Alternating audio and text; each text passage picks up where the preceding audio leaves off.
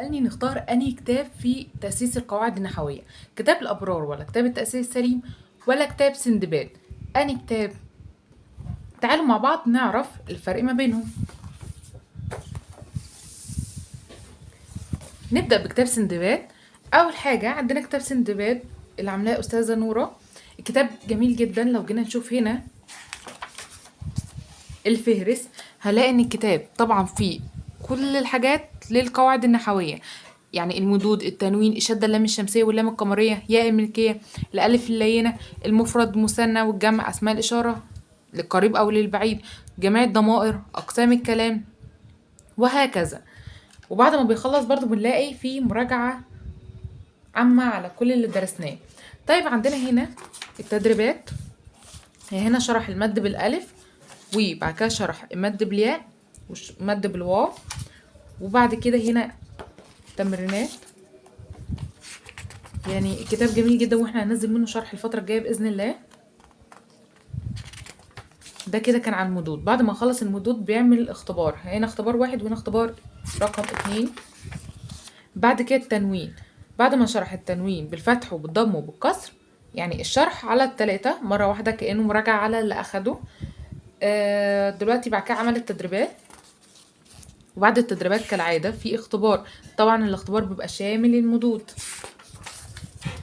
الشدة، تدريبات على الشدة، وفي تدريبات على التحليل، وبعد كده اختبار شامل طبعا المدود والتنوين، وهكذا. هندنينا ماشيين هنلاقي نفس النظام، بس الشرح كامل. يعني الشرح فيه كله، بس كمية التدريبات ما شاء الله كتيرة جدا. دي مراجعة، اختبارات في الآخر. هقول لكم صفح الكتاب فيه 247 صفحة. الكتاب مناسب جدا لطفل ممكن خلص أولى أو وتانية وتالتة وداخل على المراجعة، أو طفل عادي هيشتغل قواعد نحوية من الأول بس هيكون شغال كله، يعني القواعد بتاعت أولى وتانية وتالتة من غير تفصيل. برضو كتاب الأبرار لما نيجي نشوفه هنلاقي إن هو فيه المدود كاملة، التنوين، الشدة، قواعد كتابة الهمزة، ياء الملكية، ألف اللينة، اللام الشمسية واللام القمرية، الاسم والفعل والحرف، هكذا. ودنا شغال ماشيين لحد ما نلاقي برضو اختبارات وتقييم. الكتاب ده بحسه كده خلاص لوقت الزنقة قوي، ان خلاص الطفل داخل سنة رابعة ابتدائي ومفيش وقت، فاحنا نجيب كتاب الأبرار يعني هيلحق يخلصه بإذن الله قبل دخول الدراسة. عندنا المد بالألف، وبعد ما يشرح المد بالألف عامل تدريبات عليه، تدريبات بس على مد بالألف، بعد كده المد بالياء وتدريبات على مد بالياء، كل مد لوحده. برضو المد بالواو بعد ما نخلص تدريبات على كل مد لوحده خلاص بيبتدي يدي تقييم اصلا شامل على المدود، وبعد كده التنوين، وهكذا لحد ما يخلص الكتاب.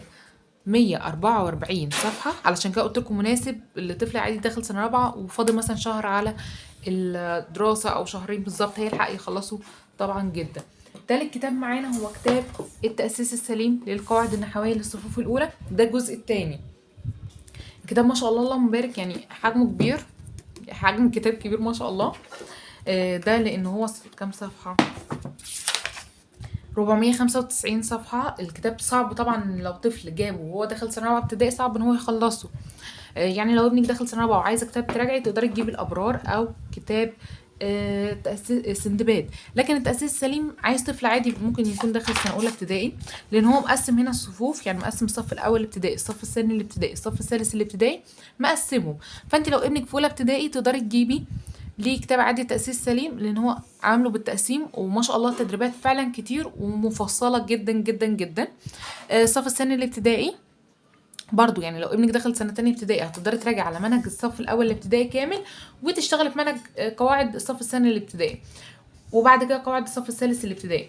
الكتاب ما شاء الله اللهم بارك كبير، يعني عدد التدريبات فيه كتير جدا جدا جدا. عشان كده قلت لك لو ابنك فيه داخل خلاص رابعة هيبقى صعب ان هو يخلص الكتاب ده لو انت عايزة يخلص حاجة قبل دخول الدراسة، فاهماني؟ لكن لو مش متأسس من الأول وعايزة كتاب تأسيس، لا عادي تقدري تشتغلي معاه من كتاب التأسيس السليم. ما شاء الله الكتاب بعد ما بتخلصي كل صف، يعني مثلا قبل ما ندخل على الصف الثاني، ادي الصف بيعمل تقييمات. يعني هنا كان عامل 20 تقييم على الصف الاول الابتدائي، برضو الصف دخلنا على الصف الثاني الابتدائي بترتيب المنهج الوزاري. برضو هتلاقي هنا بسم الله قبل ما نخش على منهج الصف الثالث الابتدائي بتلاقي عامل برضو تقييمات. هنا ده التقييم اللي على اللي على الصف الثاني الابتدائي قبل ما نخش على ثالثه ابتدائي بتلاقيه عامل تقييمات. اولا مراجعه على الاساليب والتركيب، هنا نماذج قراءه متحرره، وهكذا لحد ما تدخلي منهج سنه ثالثه ابتدائي. وهتلاقي برضو كميه تدريبات ما شاء الله اللهم بارك كتير جدا جدا جدا. وكده يبقى عرفنا فرق بين كتاب التأسيس السليم وكتاب الأبرار وكتاب سندباد.